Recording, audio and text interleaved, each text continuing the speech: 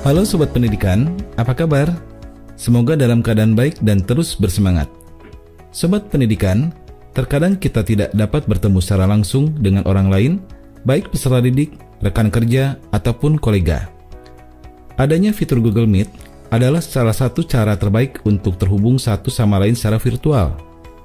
Google Meet adalah alat komunikasi yang dirancang untuk melakukan pertemuan secara virtual lewat video. Pada video kali ini, kita akan membahas bagaimana menggunakan Google Meet dalam melakukan pertemuan secara virtual. Penggunaan Google Meet di bidang pendidikan bisa memberikan pembelajaran tatap muka virtual, baik secara individu dengan seluruh kelas, ataupun dengan banyak peserta. Selain itu, Google Meet bisa membuat pertemuan dan sesi pelatihan virtual dengan kolega yang bekerja dari tempat lain atau dari rumah. Pada video ini, Sobat Pendidikan dapat menyaksikan dan mempraktekkan penggunaan beberapa fitur utama Google Meet dalam melaksanakan tatap muka virtual. Fitur Google Meet dapat diakses melalui icon .9 yang berada di kanan atas, lalu pilih icon Meet untuk membuka Google Meet. Jika icon Meet tidak ditemukan, Sobat Pendidikan juga dapat melakukan melalui link URL. Silakan masukkan alamat http://meet.google.com.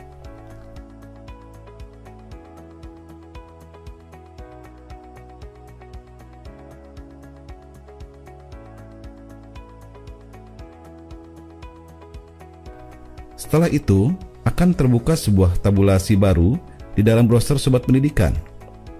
Tabulasi baru yang tampil adalah sebuah beranda Google Meet, di mana Sobat Pendidikan bisa membuat rapat baru dengan memilih tombol rapat baru atau bergabung dengan Meet yang sudah ada dengan memasukkan kode atau judul Meet yang dituju untuk kotak pengisian. Jika Sobat Pendidikan pilih tombol rapat baru, maka akan tampil sebuah shortcut menu menentukan kapan Meet akan dimulai. Terdapat 3 pilihan waktu pelaksanaan pertemuan virtual berdasar fungsinya, yaitu membuat rapat untuk nanti. Ini diperlukan untuk merencanakan konferensi virtual pada saat yang diinginkan.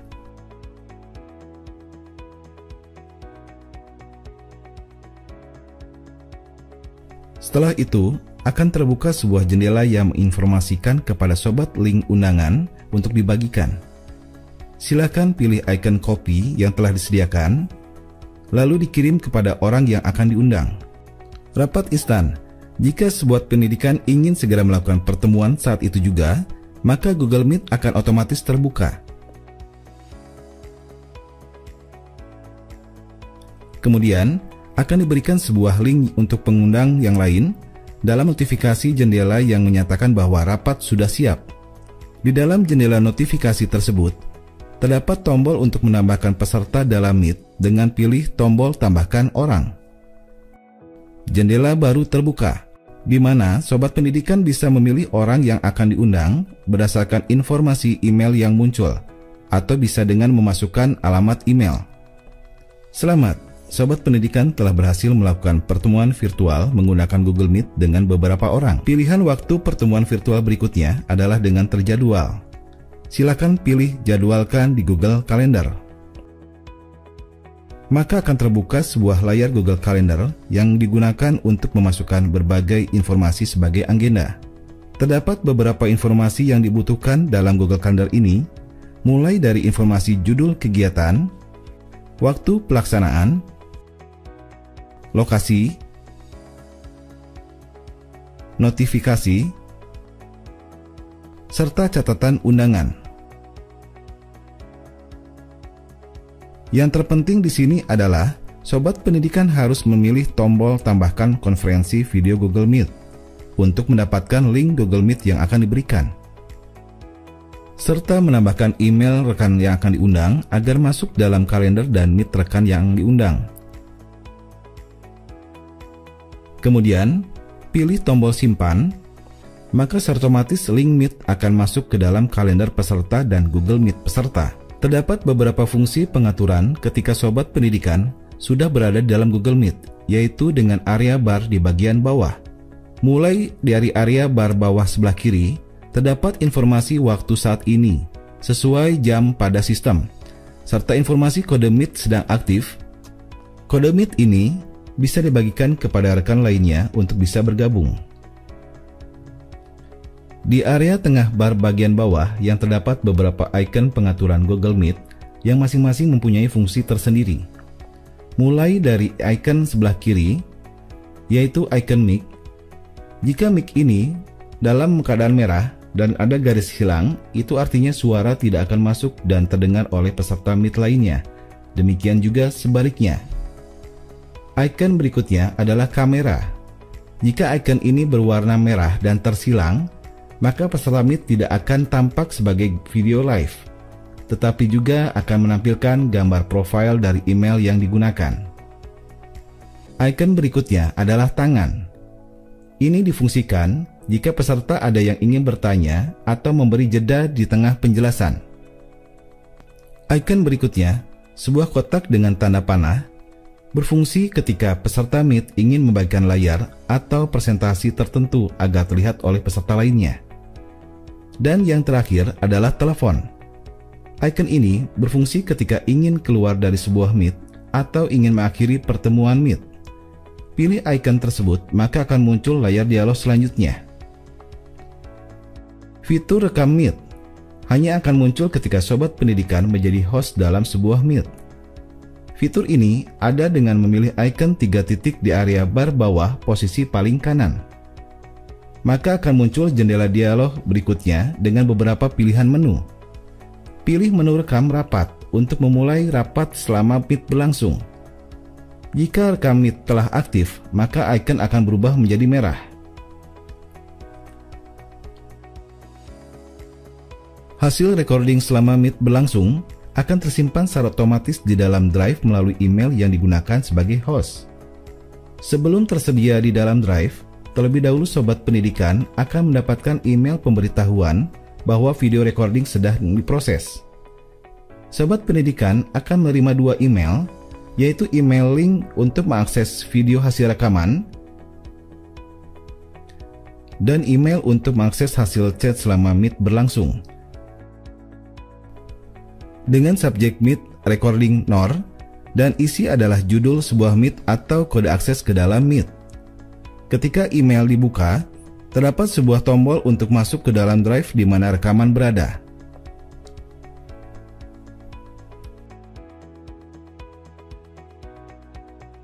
Pengaturan tata letak berfungsi untuk menyusun peserta Meet dalam satu layar. Pilih ubah tata letak, maka akan muncul jendela dialog. Terdapat 4 jenis pengaturan tata letak, yaitu: pertama, otomatis. Mengatur tata letak peserta secara otomatis. Pengaturan ini akan menyebabkan layar yang dibagikan akan berada di permukaan dan peserta didik tidak terlihat. Kedua, bersusun. Mengatur tata letak peserta tersusun secara vertikal dan horizontal. Pada pengaturan otomatis dan tersusun, fungsi slider akan aktif untuk menentukan jumlah peserta. Drag slider ke kiri dan ke kanan untuk mengurangi dan menambah jumlah peserta sesuai yang diinginkan. Ketiga, sorotan. Pengaturan ini akan menyebabkan yang sedang berbicara atau menampilkan layar akan berada di permukaan. Dan keempat, sidebar. Mengatur tampilan peserta yang akan muncul di sisi kanan layar utama atau sorotan.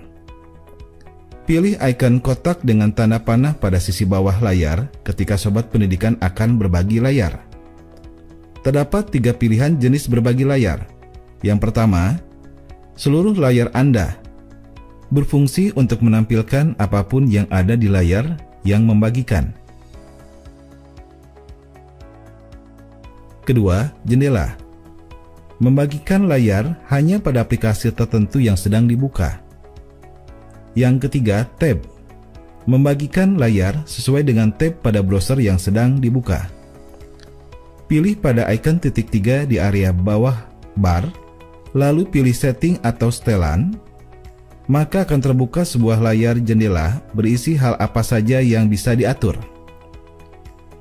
Terdapat 3 pilihan pengaturan pada setelan, yaitu audio, video, dan kontrol penyelenggara. Audio, untuk mengatur pilihan audio dalam menentukan mikrofon dan speaker, pilih panah bawah pada mikrofon maupun speaker, lalu pilih mic mana yang akan digunakan atau speaker mana yang akan digunakan. Hal ini sangat bergantung pada peralatan yang terpasang di komputer atau laptop. Video. Terdapat 3 pilihan pengaturan video, yaitu kamera, resolusi pengiriman, dan resolusi penerimaan. Fungsi ini untuk memilih kamera yang akan digunakan dan mengatur besarnya resolusi pada pengiriman dan penerimaan. Hal ini sangat dibutuhkan untuk menghemat bandwidth. Menonaktifkan mic non-peserta dapat dilakukan ketika sobat menjadi host. Terdapat beberapa cara untuk menonaktifkan mic peserta.